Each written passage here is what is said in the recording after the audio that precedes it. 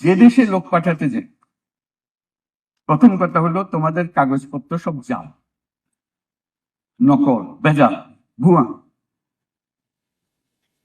বাংলাদেশ বিখ্যাত হয়ে গেছে সারা দুনিয়া জুড়ে শুধু ভুয়া কাগজের জন্য। আমাকে ইউএইর মিনিস্টার বলতে আমি নিজে সাক্ষী যে মহিলার সঙ্গে আমি আলাপ করলাম, সে বললো সে ডাক্তার। বেশভূষায় দেখলাম, কারণ তারা নিয়ে অনেক কথা উঠছে, বেশভূষায় দেখলাম কত গৃহকর্মী হতে পারে সে, ডাক্তার তো হবার কোনো কথা প্রশ্ন হলো না।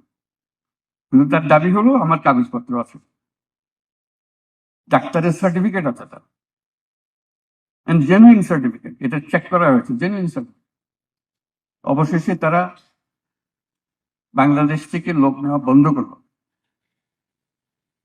আপনাদের হয়তো মনে আছে, একেবারে টোটালি সিল, বাংলাদেশে কোনো লিখে সব কাগজ ভুয়া।